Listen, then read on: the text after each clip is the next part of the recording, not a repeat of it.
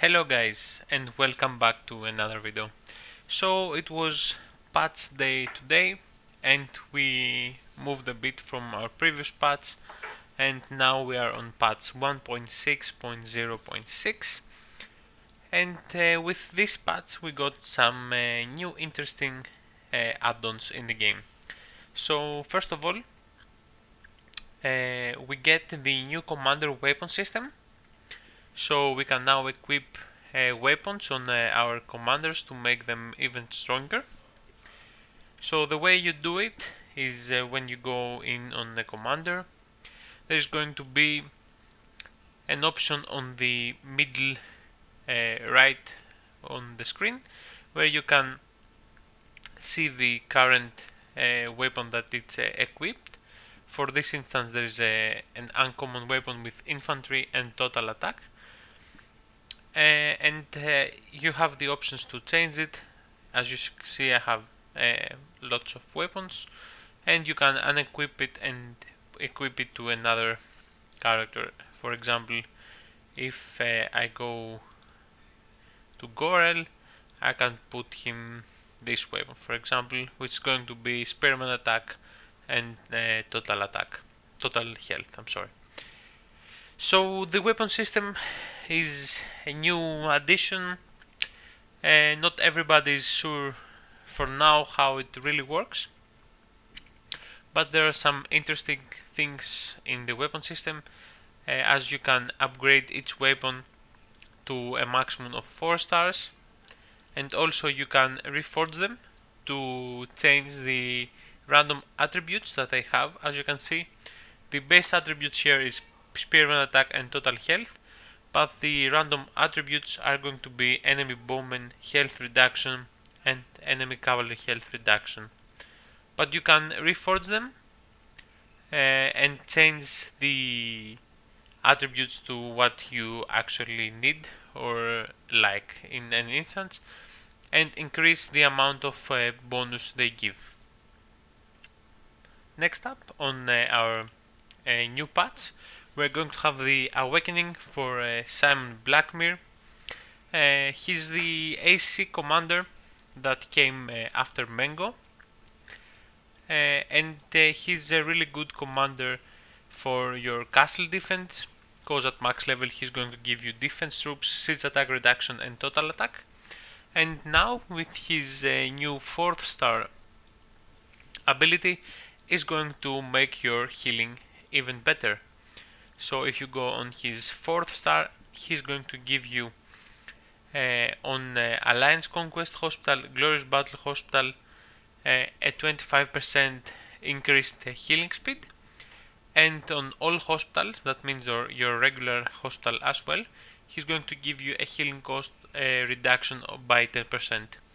So he's not actually really a fighting commander on attack, but he is going to be great on defense, because eventually his stats, they're going to increase your defense troops, the enemy siege attack reduction, and it's going to give you some more total attack. So he's going to be an S tier defense commander in my opinion.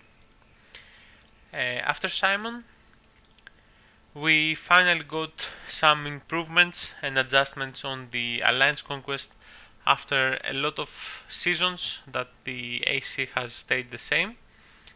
We got a lot of changes that are coming to the next season of AC, and specifically we are going to have skills that can be used by your Alliance Duke and your 3 battle leaders. So let's start with the first buff. Is going to be the increase of marching speed by 40% for 3 minutes with a cooldown of 5 minutes. Next up is going to be increase Allies Lord total attack by 40%. This is going to be a passive ability, you don't have to activate it. Next is going to be an increase on troop counter ratio by 10%. That means that when you counter, if your alliance know what the enemy is playing, you can make the counter to their specific formations and add more damage with this specific skill, which is going to increase the counter ratio by 10%. As well as there's the reduction of the troop countered ratio by 15%. This is really good if you are getting countered. Be careful guys, bows are not countered, so if the enemies are full bows, neither of these skills are going to help you in the battle. Next up is going to be in another passive, so in Alliance Conquest match, the increase of healing speed by 40%. I think this is going to be the most used one. I think 40% healing speed is really good, and if you add the Temple of Mother on this buff, is going to be even stronger. And lastly, is going to increase your army size, your rally size, for 3 minutes for its use, with a cooldown of 5 minutes, so you can potentially get 20 uses out of that. So I'm not sure if it's going to be one per commander or if it's going to be you can stack them. I don't think you are going to be able to stack them because it's going to be really overpowered in my opinion. But even if it's one skill on each commander, your high ranking members of the Alliance, the Duke and the 3 war leaders, is going to be a good addition into the AC strategies we're going to have for this season. Next up, there is an improvement display of battle reports in fiery crystal mines, and here is where you can get the commander weapons that we discussed on the new features tab. And next up, there's going to be a display of countdown timer on the monthly and weekly cards. I don't have one active right now, so I can't show it to you, but if I have a screenshot somewhere, I will post it. And lastly, some improvements on game experience and GUI.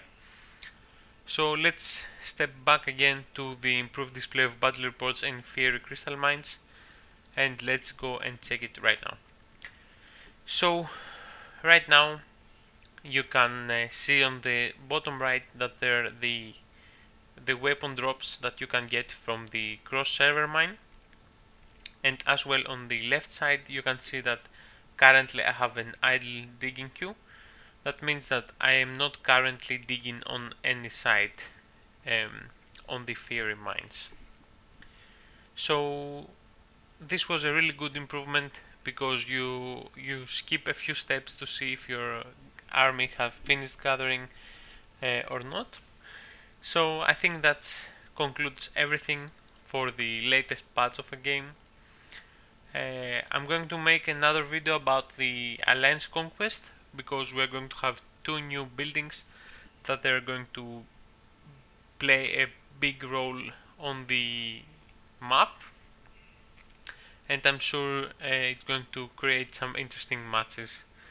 So thanks for watching guys, and I see you on the next one. Bye bye. I'm waiting and always hesitating. Kryptonite desires set my heart afire. Heart on fire. Set my heart afire.